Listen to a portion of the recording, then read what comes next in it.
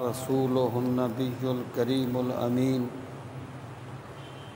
ونحن على ذلك لمن الشاهدين والشاكرين والحمد لله رب العالمين رب اشرح لي صدري ويسر لي أمري واحلل عقدة من لساني يفقهوا قولي اللهم أرنا الحق حقا وارزقنا اتباعه وأرنا الباطل باطلا وارزقنا اجتنابه اللهم أرنا الأشياء كما هي إن الله وملائكته يصلون على النبي يا أيها الذين آمنوا صلوا عليه وسلموا تسليما اللهم صل وسلم على سيدنا ومولانا محمد وعلى آل وأصحاب سيدنا ومولانا محمد وبارك وسلم وصلي عليه الصلاة والسلام عليك يا رسول الله وعلى آلك وأصحابك يا حبيب الله الصلاة والسلام عليك يا شفيع المذنبين وعلى آلك وأصحابك يا رحمة للعالمين صلى الله على محمد عدد ما ذكره الذاكرون وعدد ما غفل عن ذكره الغافلون۔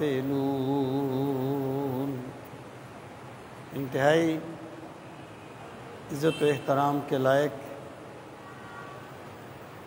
قابل تکریم معزز و محترم سامعین کرام،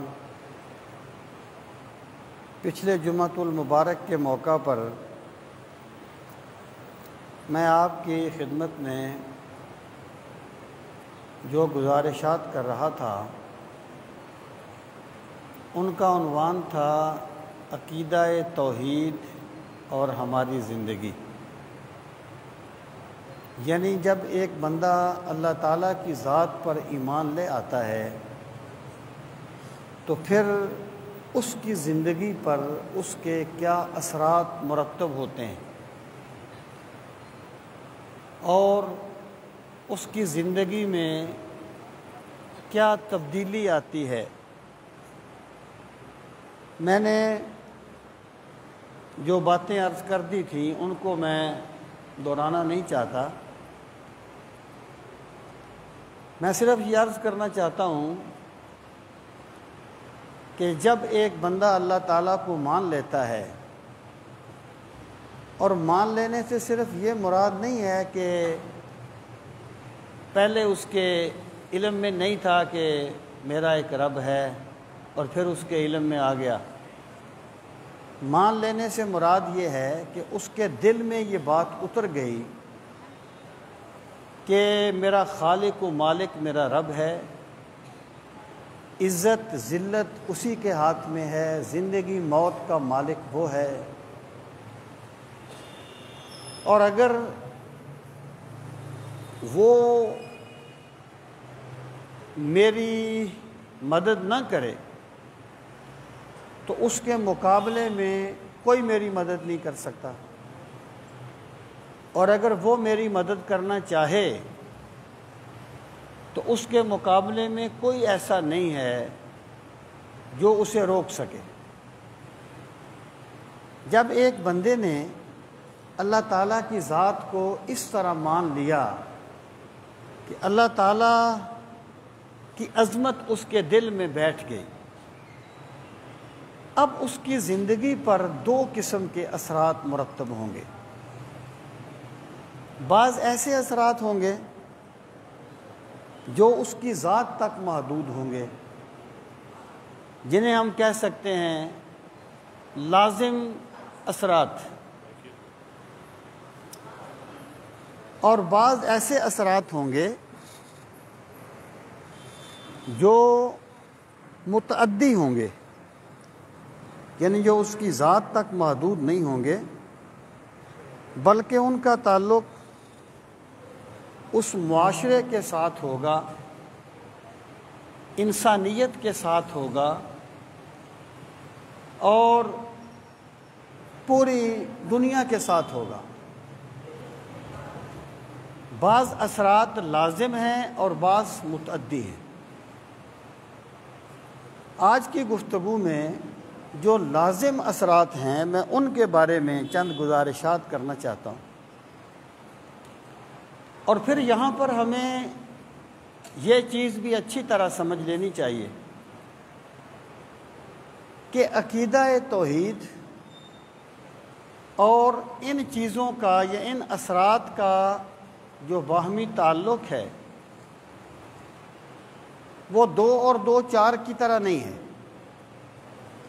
کہ دو کوئی بندہ بے دلی کے ساتھ لکھے یا خوشی کے ساتھ لکھے، اس میں دو جمع کرے، بے شک وہ نہ ہی چاہتا ہو تو اس نے ہر حال میں چار ہی ہونا ہے، ایسا نہیں،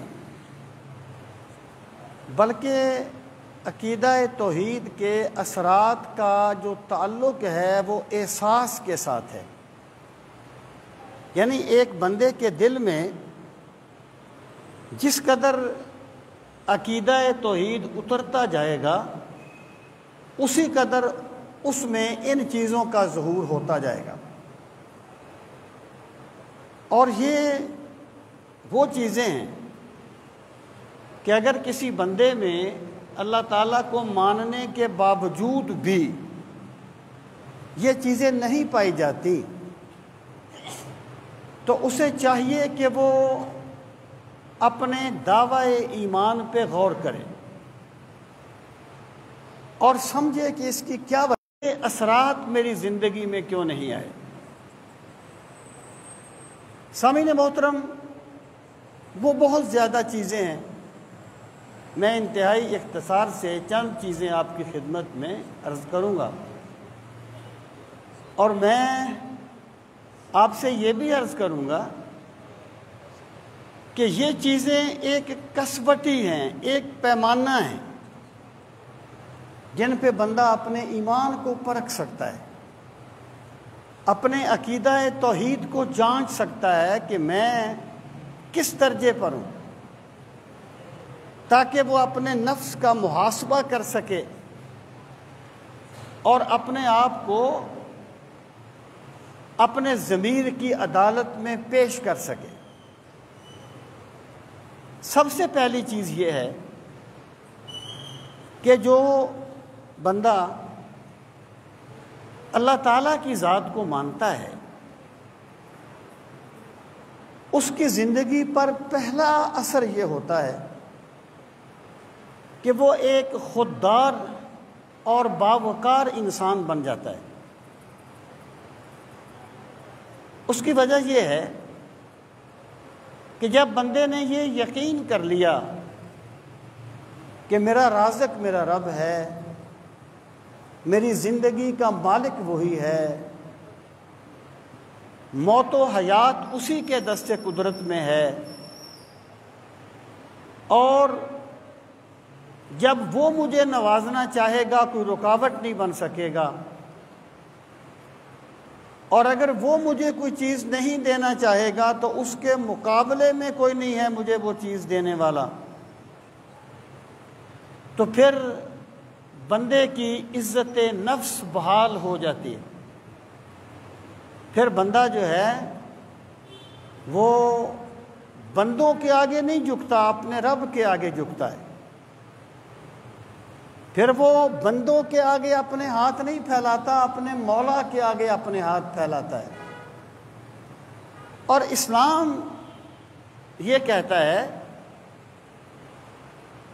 کہ اللہ تعالیٰ نے انسان کو جس طرح کائنات میں بھیجا ہے، اس طرح بھیجا ہے کہ اللہ تعالیٰ نے پوری کائنات انسان کی خدمت کے لیے پیدا کی ہے۔ یعنی انسان اس حیثیت سے نہیں بھیجا گیا کہ وہ سورج کی عبادت کرتا رہے، وہ چاند کی عبادت کرتا رہے، وہ پہاڑوں کے جلال سے ڈر جائے اور وہ دریاؤں کی روانی سے سہم جائے، بلکہ اللہ پاک فرماتا ہے کہ هو الذی خلق لکم ما فی الارض جمیعا، کہ اللہ تعالیٰ نے ساری کائنات کو اے انسان تیری خدمت کے لیے پیدا کیا ہے، لیکن اللہ تعالیٰ نے تجھے اپنی بندگی کے لیے پیدا کیا ہے۔ اب دیکھیے یہ جو نظریہ ہے، وہ اقبال نے کہا تھا نا کہ بدل کے بیس پھر آتے ہیں ہر زمانے میں، اگرچہ پیر ہے آدم جواں ہے لات و منات، اور وہ ایک سجدہ جسے تو گراں سمجھتا ہے، ہزار سجدوں سے دیتا ہے آدمی کو نجات۔ یعنی اگرچہ باطل بڑے طریقوں سے آتا ہے ہر دور میں، لیکن جو بندہ اپنے رب کے آگے جھک جاتا ہے پھر وہ بندوں کے آگے جھکنے سے محفوظ ہو جاتا ہے۔ جو بندہ اپنے رب کے آگے عاجزی کرتا ہے اسے بندوں کے آگے عاجزی نہیں کرنی پڑتی۔ جو اپنے رب کی بارگاہ میں اپنا دامن پھیلاتا ہے اسے پھر بندوں سے گداگری نہیں کرنی پڑتی۔ تو وہ اقبال نے کہا تھا کہ بیاں میں نقطہ توحید آ تو سکتا ہے، تیرے دماغ میں بت خانہ ہو تو کیا کہیے۔ بندہ کبھی غور تو کرے کہ اپنے مالک کو نہ پہچانے تو محتاج ملوک، اور پہچانے تو ہیں تیرے گدا دارا و جم۔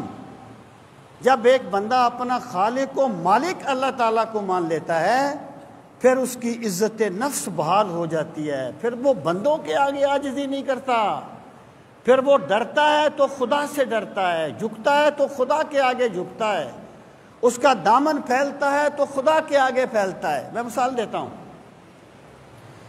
حضرت موسیٰ علیہ السلام کے مقابلے میں جو جادوگر آئے تھے جن کو فرعون نے بلایا تھا، اب ظاہر ہے جو جادوگر ہوتے ہیں وہ کوئی باوقار انسان تو نہیں ہوتے، وہ تو پروفیشنل ہوتے ہیں، اور وہ تو اسے اپنا ذریعہ معاش بنائے ہوئے ہوتے ہیں۔ بے شک انہیں جتنا بھی غلط کام کرنا پڑے وہ کرتے ہیں، پیسے لینے کے لیے کرتے ہیں۔ تو جب وہ فرعون نے ان کو بلایا تو جادوگر کہنے لگے اِنَّا لَنَا لَأَجْرًا اِن كُنَّا نَحْنُ الْغَالِبِينَ، یعنی پہلے اپنی قیمت طے کرتے کہ اگر آج ہم موسیٰ پر غالب آ جائیں تو پھر ہمیں کچھ ملے گا، ہمیں کیا اجر ملے گا، ہمیں تم کیا دو گے۔ اب فرعون کی تو عزت زندگی، اب بلکہ زندگی موت کا مسئلہ تھا۔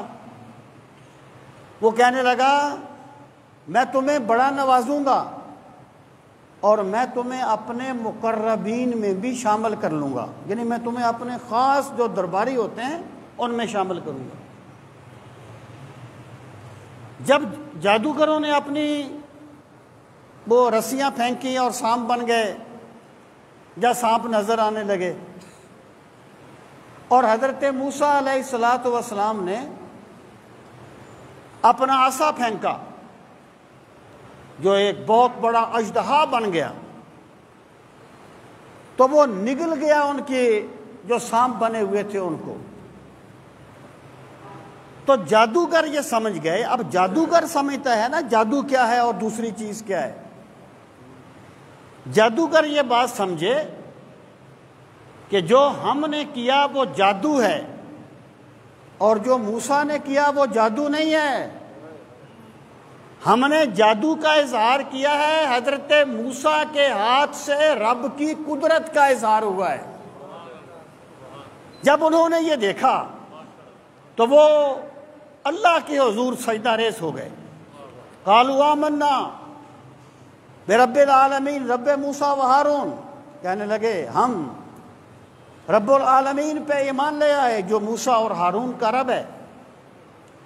اب جو فرعون تھا اس کے لیے تو بڑی سبکی کا مقام تھا کہ بھی میں جن کو لایا تھا کہ موسیٰ کو جادوگر ثابت کرنا ہے، اس کو شکست دینی ہے، وہ تو خود موسیٰ کا کلمہ پڑھنے لگ گئے. تو اس نے دھمکی دینا شروع کر دی. فرعون نے کہنے لگا تم بھی جادوگر ہو اور موسیٰ بھی جادوگر ہیں، اور تم نے پہلے سے طے کیا ہوا تھا کہ ہم اس طریقے سے ہار جائیں گے تاکہ موسیٰ جیت جائے اور اس کا نام بلند ہو جائے اور میں رسوا ہو جاؤں. کہنے لگا میں تمہارے ہاتھ اور پاؤں کاٹ کے تمہیں درختوں پر سولی لٹکا دوں گا. اب میں آپ سے عرض کرنا چاہتا ہوں کہ توحید کا عقیدہ کیا ہے. وہ کوئی بائی برتھ مواحد نہیں تھے جادوگر، وہ تو جادوگر تھے. وہ اقبال نے کہا تھا اگر کوئی شعیب آئے میسر، شبانی سے کلیمی دو قدم ہے. انہیں تو موسیٰ کلیم کی سنگت نے ایک لمحے میں کہاں سے کہاں پہنچا دیا تھا. تو جب فرعون نے کہا نا لَأُقَطِّعَنَّ أَيْدِيَكُمْ وَأَرْجُلَكُمْ مِنْ خِلَافٍ وَلَأُصَلِّبَنَّكُمْ فِي جُذُوعِ النَّخْلِ، میں تمہارے ہاتھ اور پاؤں کاٹ دوں گا اور میں تمہیں کھجور کے درختوں پر سولی لٹکا دوں گا. کہنے لگے لا دیر، ہمیں تیری کوئی پرواہ نہیں ہے. اِنَّا إِلَىٰ رَبِّنَا لَمُنْقَلِبُونَ، ہم اپنے رب کی بارگاہ میں لوٹ کے جانے والے ہیں.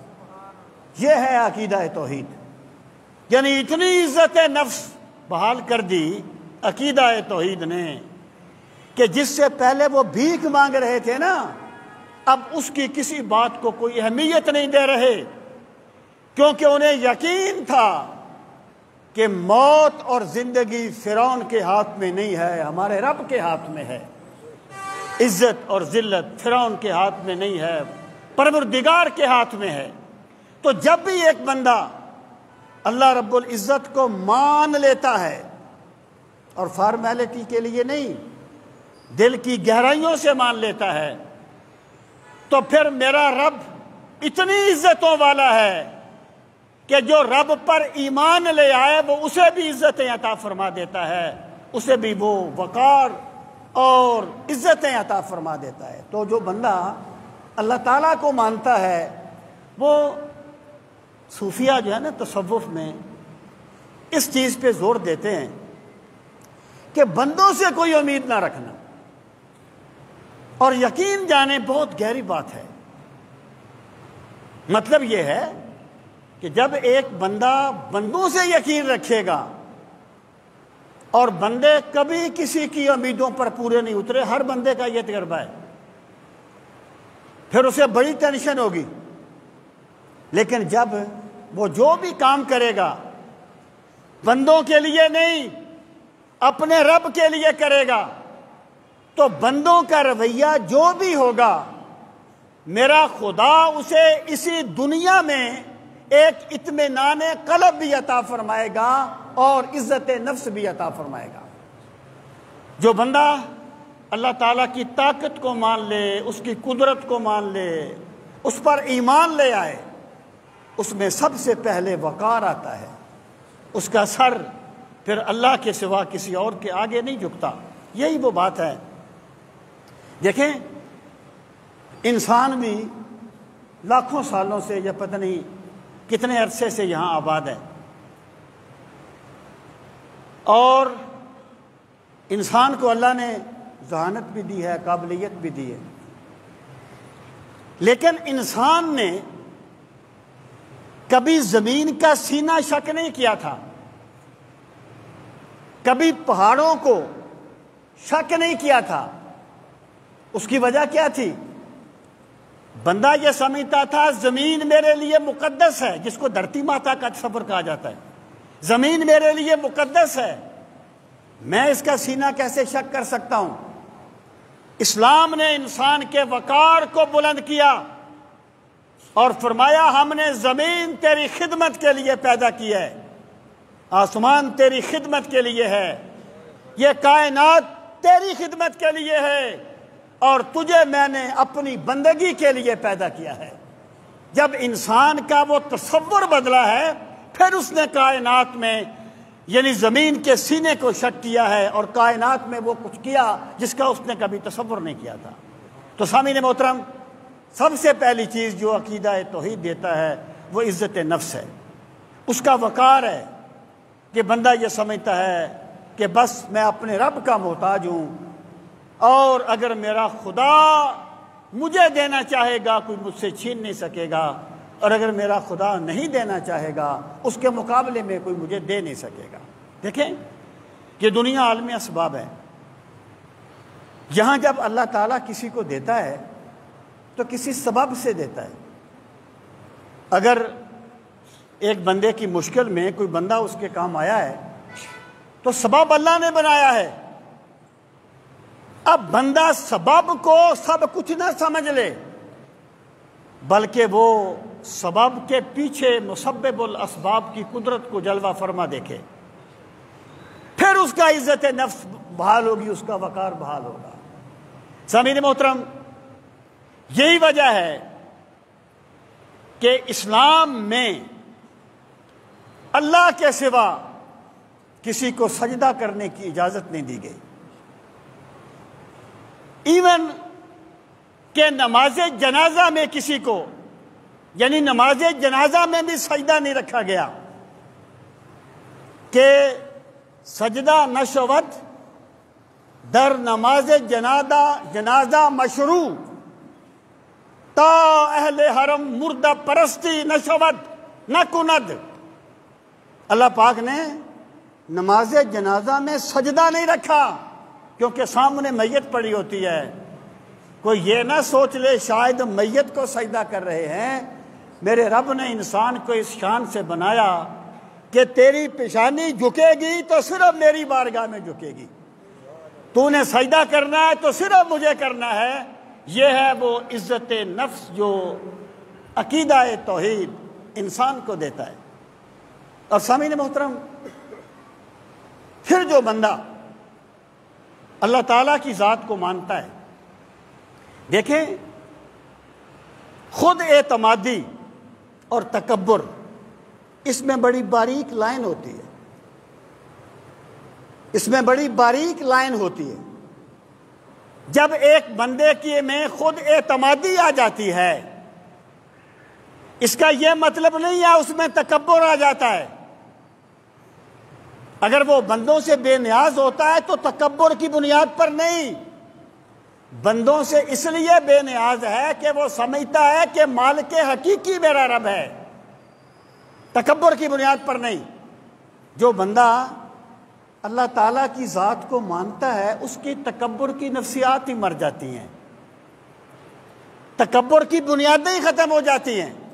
توحید جو ہے نا، توحید نام ہی اس چیز کا ہے کہ میرے مالک میں کچھ نہیں سب کچھ تو ہے، میرا کچھ نہیں سب کچھ تیرا ہے۔ اپنی ذات کی نفی کر دینا ہی توحید کو ماننا ہے۔ جس بندے نے عقیدہ توحید کا راز پا لیا اس میں عاجزی آ گئی، بے شک وہ تخت پہ کیوں نہ بیٹھا ہو عاجز ہوگا۔ اور جس بندے نے تکبر کا راستہ اختیار کیا، دراصل اس نے اللہ کی عظمت کو سمجھا ہی نہیں ہے۔ اس کی وجہ کیا ہے کہ عقیدہ توحید انسان کو یہ بتاتا ہے کہ تیرے پاس جو کچھ بھی ہے نا، تیرا نہیں ہے، تیرے مالک کا ہے، تیرے رب کا ہے، اس نے تجھے دیا ہے، جب چاہا دے دیا، جب چاہے گا لے لے گا۔ جب بندہ یہ کہتا ہے نا کہ یہ چیز میری ہے، ٹھیک ہے، ملکیت مجازی حق ہے، اسلام نے دی ہے، لیکن بندہ کبھی نہ سمجھے کہ مالک میں نہیں، مالک میرا رب ہے۔ اسلامی تعلیمات کے مطابق بندہ جو ہے نا، بندہ یہ کسی چیز کا مالک نہیں ہے، ایون بندہ اپنے وجود کا بھی مالک نہیں ہے، بندہ اپنے پیسے کا بھی مالک نہیں ہے۔ اگر ایک بندہ یہ کہے کہ جناب یہ میرے پیسے ہیں، یہ 5000 کا نوٹ ہے، میں چاہوں تو اس کو آگ لگا دوں، چاہوں تو نہر میں پھینک دوں، تم کون ہوتے ہو مجھ سے پوچھنے والے؟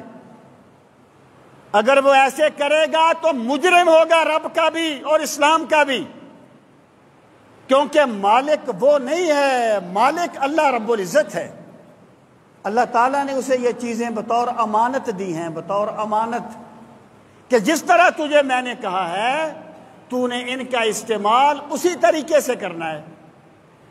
سامعین محترم، یہ جو وہ قرآن مجید میں کہا گیا نا ایک مقام پر، وَإِذَا قِيلَ لَهُ اتَّقِ اللَّهَ أَخَذَتْهُ الْعِزَّةُ بِالْإِثْمِ فَحَسْبُهُ جَهَنَّمُ، کہ وہ بندہ ایسا ہے کہ جب اسے کہا جائے کہ اللہ سے ڈر، تو اس کی انا اس کے راستے میں رکاوٹ بن جاتی ہے۔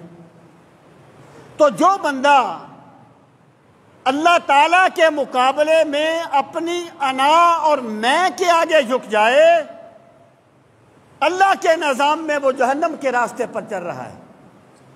تو جب ایک بندہ اللہ تعالیٰ کی ذات کو مان لیتا ہے تو پھر اس میں یہ یقین ہو جاتا ہے کہ میرا کچھ نہیں، سب کچھ میرے مولا کا ہے، سب کچھ میرے رب کا ہے۔ جب یہ بات آ جائے تو پھر تکبر کی نفسیات ختم ہو جاتی ہے۔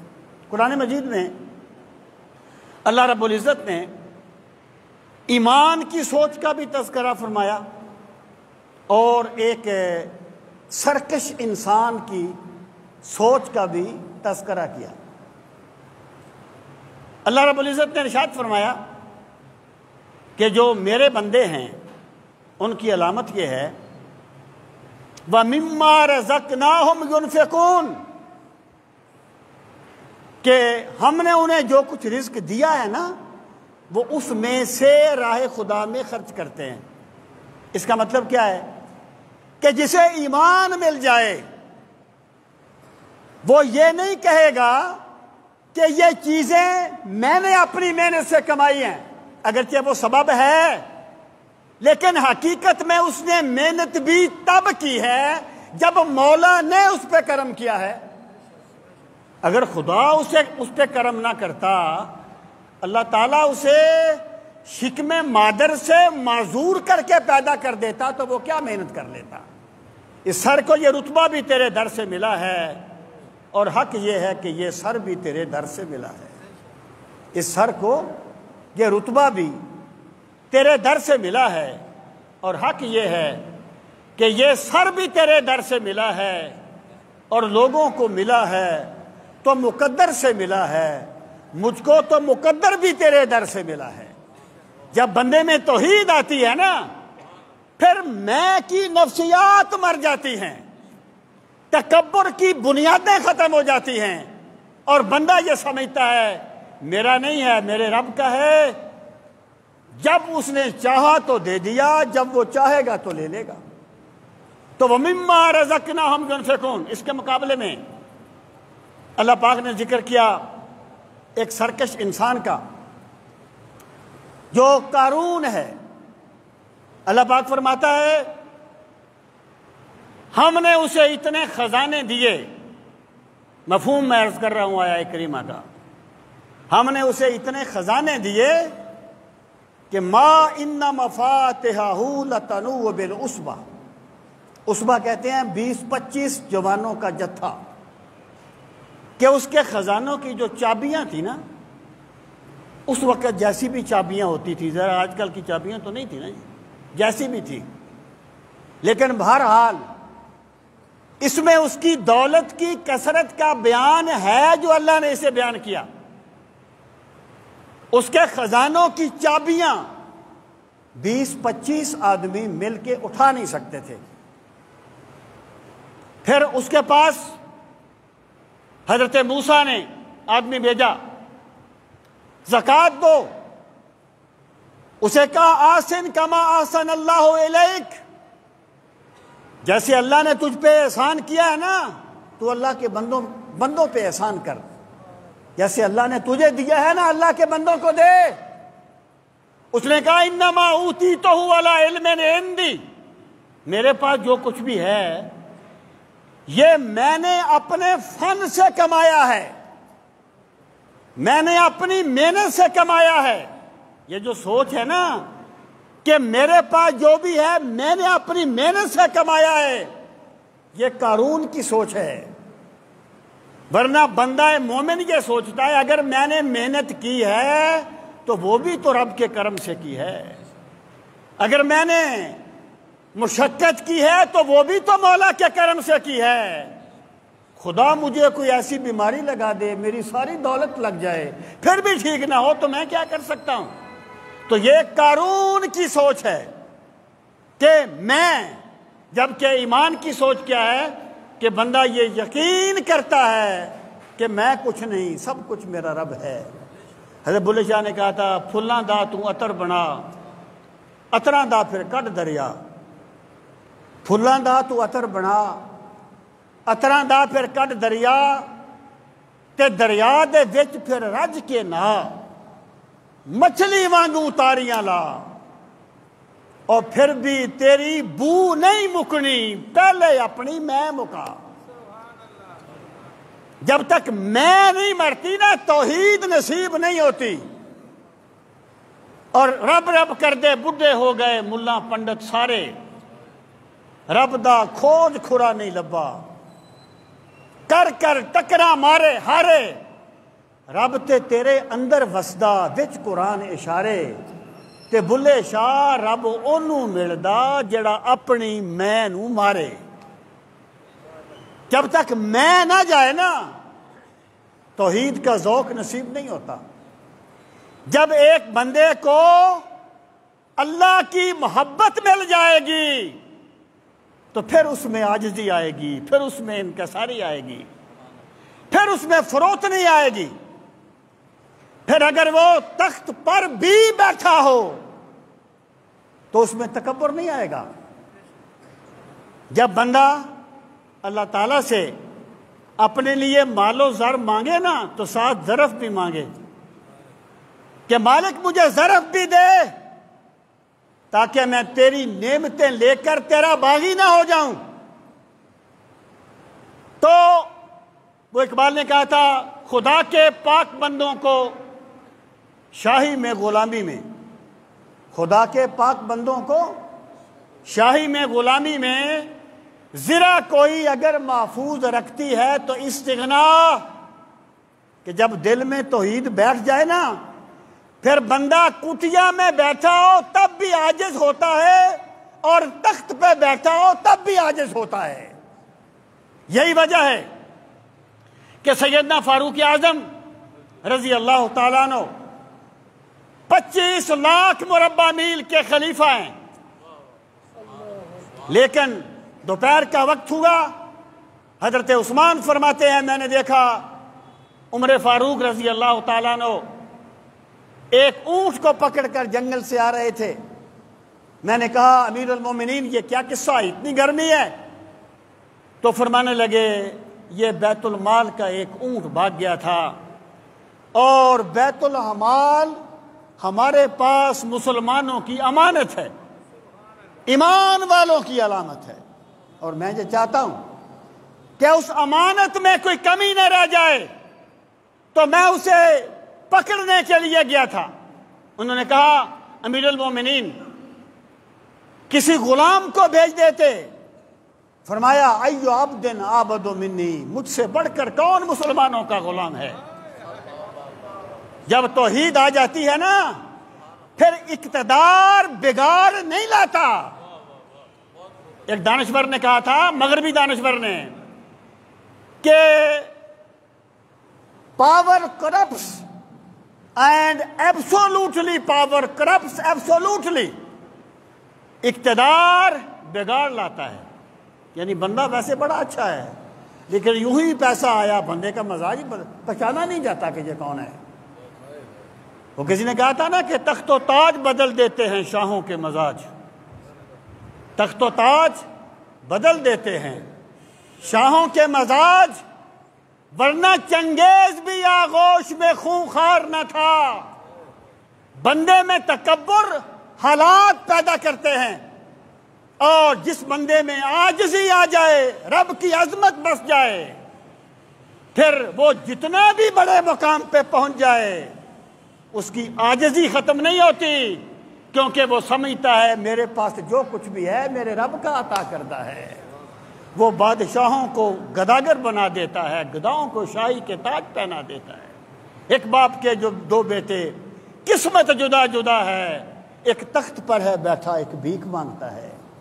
رسول کریم صلی اللہ تعالی علیہ وآلہ وسلم، نبوت کی شان تو الگ ہے نا جی، لیکن ریاست کے سربراہ بھی تو تھے، اور جس طرح ریاست کی سربراہی سرکار مدینہ نے فرمائی ہے، پوری دنیا کے لیے آئیڈیل ہے۔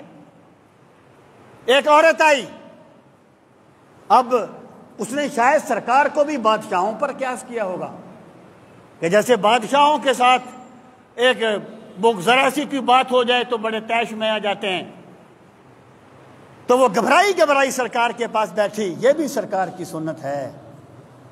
سنتیں صرف وہی نہیں ہیں جو نظر آتی ہیں، سوچ بھی سنت ہے میرے آقا کی۔ وہ عورت آئی، گھبرائی سی تھی۔ آپ نے فرمایا کیوں گھبرائی ہوئی ہے؟ میں اس ماں کا بیٹا ہوں جو خشک روٹی کچے گوشت کے ساتھ بھی کھا لیا کرتی تھی۔ یعنی اس مقام پہ پہنچ کر بھی عاجزی ان کے ساری میں ذرہ برابر فرق نہیں آیا۔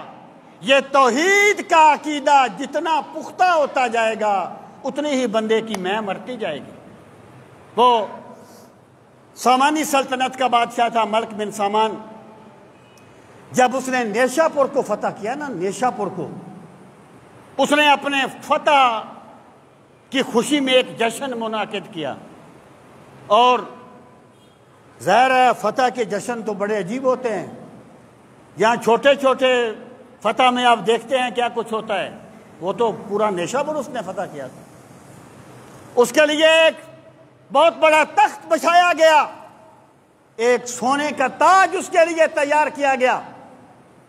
پھر اس فنکشن کی جو ابتدا ہوئی وہ قرآن کریم کی تلاوت سے ہوئی، تو قاری صاحب نے وہ آیا کریمہ تلاوت کی کہ جس دن ہم والسماوات مطویات، کہ جس دن ہم 7 آسمانوں کو لپیٹ کر ایک دستے قدرت میں لے لیں گے، والارض جمیعا قبضتہ یوم القیامہ، اور زمین 7 زمینیں سمیٹ کر دوسرے دستے قدرت میں لے لیں گے۔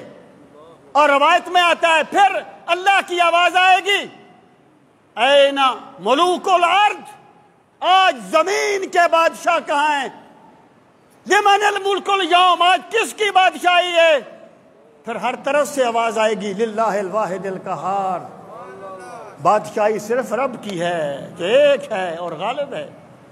وہ جو بادشاہ تھا نا، تو سونے کا تاج پہن کے بیٹھا تھا، اس نے اپنا تاج اتار کے زمین پہ رکھ دیا، اللہ کے حضور سجدہ ریز ہو گیا، کہنے لگا مالک بادشاہی وہاں بھی تیری ہوگی، بادشاہی یہاں بھی تیری ہے۔ جب توحید کا عقیدہ آتا ہے نا، پھر میں مر جاتی ہے، پھر تکبر کی نفسیات مر جاتی ہیں، پھر بندہ یہ سمجھتا ہے میں کچھ نہیں، سب کچھ میرا رب ہے، میں کچھ نہیں، سب کچھ میرا مولا ہے۔ یہ جو عقیدہ توحید ہے نا، یہ کوئی وہ میں کہا کرتا ہوں نا سٹور میں رکھی ہوئی چیز نہیں ہے کہ سٹور میں رکھ دو، جنازہ پڑھنا ہے دوست کا تو نکال لو کہ میں اللہ کا بندہ ہوں۔ عقیدہ توحید انسان کی زندگی پر حاکم ہوتا ہے، پوری زندگی کو کنٹرول کرتا ہے جب توحید کا عقیدہ بندے میں آ جاتا ہے۔ سامعین محترم، جو بندہ اللہ رب العزت کو مانتا ہے، اللہ تعالیٰ کی ذات پر ایمان لاتا ہے، اس کے دل میں اللہ کی یاد بسی ہوئی ہے، اپنی زندگی میں وہ کبھی بھی مایوس نہیں ہوتا، حالات جتنے بھی سخت ہو جائیں۔ ٹھیک ہے، انسان ہے، انسان بہت سے خولوں میں بند ہے، اور اسلام انسان کی فطرت کے خلاف کوئی حکم نہیں دیتا۔ جب رسول کریم صلی اللہ تعالی علیہ وآلہ وسلم کے صاحبزادے کا وصال ہوا تو سرکار کی آنکھ سے آنسو جاری ہو گئے۔ لوگوں نے یہ سمجھا کہ شاید یہ صبر کے منافی چیز ہے۔ عرض کیا اللہ کے رسول یہ کیا ہے؟ فرمایا یہ اولاد کی محبت ہے، لیکن ہم کہیں گے وہی جو ہمارا رب چاہتا ہے، ہم اپنے رب کے فیصلے پر راضی ہیں۔ یہ سرکار نے سنت قائم کرنے کے لیے کیا، ورنہ میرے پاک نبی کا مقام تو ان چیزوں سے بہت بلند ہے۔ وَاخْفِضْ جَنَاحَكَ لِمَنِ اتَّبَعَكَ مِنَ الْمُؤْمِنِينَ، اے میرے نبی صلی اللہ علیہ وسلم، آپ ایمان والوں کے لیے اپنے شاہ پروں کو ذرا نیچے کر دیجئے۔ یہ سرکار نے سنت قائم کرنے کے لیے کیا۔ سامعین محترم، میں آپ سے یہ عرض کر رہا تھا کہ تھوڑی سی طبیعت پر انغماس آ جانا، اس پہ اللہ تعالیٰ گرفت نہیں فرماتا، اس پہ اللہ تعالیٰ گرفت نہیں کرتا، لیکن بندہ مومن کو کبھی اپنے رب کی رحمت سے مایوس نہیں ہونا چاہیے۔ جو بندہ اللہ کو مانتا ہے، وہ اقبال نے کہا تھا نا کہ اپنے مالک کو نہ پہچانے تو محتاج ملوک، اپنے مالک کو نہ پہچانے تو محتاج ملوک، اور پہچانے تو ہیں تیرے گدا دارا و جم۔ اگر تو اپنے رب کو پہچان لے گا تو پھر تو کبھی بھی مایوس نہیں ہوگا، حالات جیسے بھی تلخ کیوں نہ ہو، جیسے بھی سخت کیوں نہ ہو۔ داتا صاحب فرماتے ہیں کہ ایک مرتبہ بڑا قحط پڑا ہوا تھا اور لوگ بڑے پریشان تھے۔ ایک غلام کو دیکھا کہ وہ بڑا مطمئن ہو کر بازار سے جا رہا ہے، کھیلتا کودتا ہوا بازار سے جا رہا ہے۔ لوگوں نے اسے کہا یار تجھے پتہ نہیں ہے قحط پڑا ہوا ہے، تجھے فکر ہی کوئی نہیں، تو اٹکیلیاں کھیلتا ہوا جا رہا ہے۔ کہنے لگا میں جس چودھری کا نوکر ہوں نا، اس کے گھر میں اتنے دانے پڑے ہوئے ہیں، اس کے گھر میں اتنا غلہ ہے، مجھے کیا پڑی ہے کہ میں فکر مند ہو جاؤں، میں پریشان کیوں؟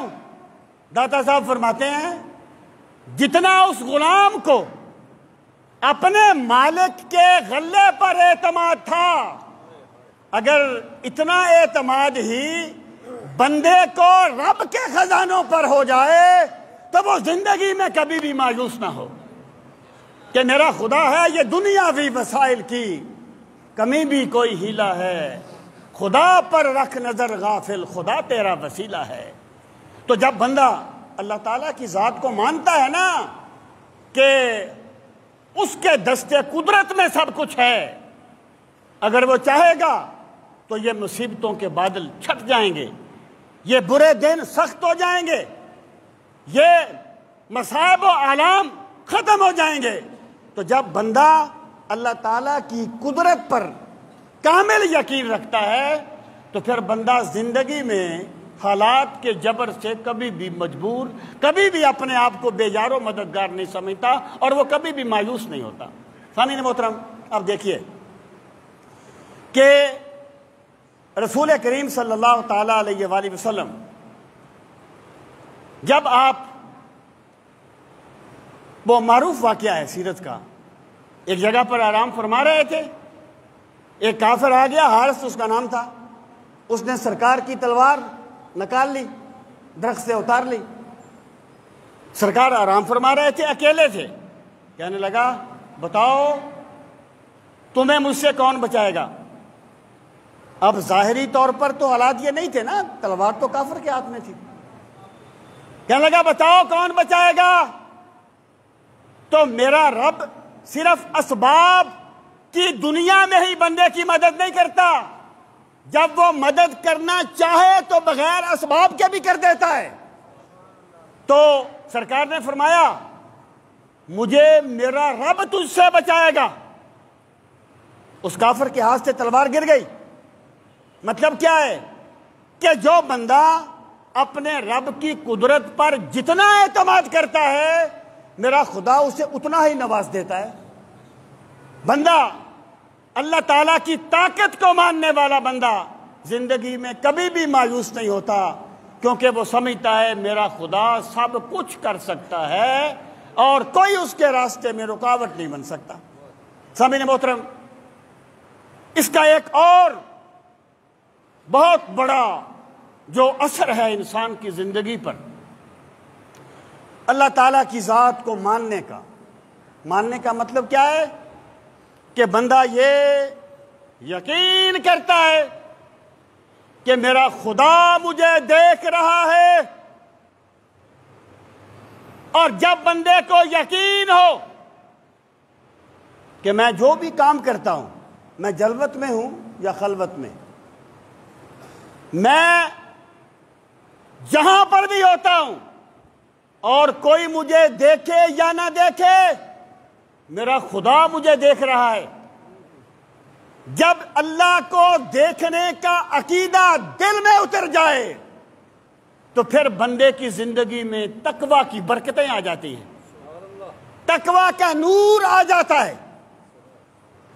سامعین محترم، عقیدہ توحید کا تعلق ہماری عملی زندگی کے ساتھ اتنا گہرا ہے کہ دیکھیں اللہ رب العزت نے قرآن مجید میں فرمایا یستخفون من الناس ولا یستخفون من اللہ، کہ لوگوں کا طریقہ یہ ہے کہ جب وہ کوئی گناہ کرنا چاہتے ہیں تو لوگوں سے چھپنا چاہتے ہیں کہ لوگ دیکھتے ہیں میں یہ گناہ نہ کروں، لوگ دیکھتے ہیں، لوگوں سے چھپنا چاہتے ہیں لیکن مجھ سے چھپنا نہیں چاہتے، مجھ سے چھپنا نہیں چاہتے۔ بھائی جب اللہ رب العزت کے دیکھنے کا یقین ہو جائے تو پھر بندے کی زندگی سے گناہ اس طریقے سے نکل جاتا ہے جس طریقے سے دودھ سے بال کو نکال دیا جاتا ہے۔ گناہ بندہ کرتا ہی تب ہے، وہ انبیاء کرام معصوم ہیں نا جی۔ کیوں معصوم ہے انبیاء کرام؟ تو علماء کہتے ہیں اس لیے معصوم ہے کہ انبیاء کرام کا اللہ تعالیٰ کے ساتھ تعلق اتنا مضبوط ہوتا ہے کہ وہ ہر لمحہ یا اللہ تعالیٰ کا دیدار کر رہے ہوتے ہیں یا انہیں یقین کامل ہوتا ہے کہ ہمارا خدا ہمیں دیکھ رہا ہے۔ جب بندے کو یہ یقین ہو جائے اور مجھے کوئی دیکھے یا نہ دیکھے، میرا خدا مجھے دیکھتا ہے، پھر نہ وہ جلوت میں گناہ کرتا ہے نہ خلوت میں گناہ کرتا ہے۔ حدیث پاک میں آتا ہے کہ قیامت کے دن اللہ تعالیٰ جن بندوں کو اپنے عرش کا سایہ نصیب فرمائے گا، ان میں ایک بندہ وہ ہوگا جو ایک گناہ کرنے پر پوری طرح قادر تھا، اس کے راستے میں کوئی رکاوٹ نہیں تھی اور اسے کوئی نہیں دیکھ رہا تھا، اور پھر اس نے سوچا اور تو کوئی نہیں دیکھ رہا، میرا رب تو مجھے دیکھ رہا ہے۔ اس نے گناہ چھوڑ دیا۔ جس بندے نے رب کے حاضر ناظر ہونے کا یقین کرتے ہوئے گناہ چھوڑ دیا، اللہ اسے قیامت کے دن اپنے عرش کا سایہ نصیب فرمائے گا۔ سامعین محترم، یہ جو ہم اللہ کو مانتے ہیں نا، یہ صرف ایک ایسی چیز نہیں ہے جس سے علم میں اضافہ ہوتا ہے۔ جب توحید کا عقیدہ دل میں اترتا ہے تو بندے کی پوری زندگی بتاتی ہے کہ یہ اللہ کی عظمت کو ماننے والا ہے اور اللہ رب العزت کی ذات پر ایمان رکھنے والا ہے۔ یہ میں نے کچھ لازم اس کے اثرات بیان کیے۔ اگلے جمعہ پر انشاءاللہ میں اس کے متعدی جو ثمرات انسان کی زندگی میں آتے ہیں ان پر گفتگو کروں گا۔ اللہ تعالی ہم سب کو عقیدہ توحید کی حلاوتیں نصیب فرمائے اور ہم سب کو ایمان کی حقیقت نصیب فرمائے۔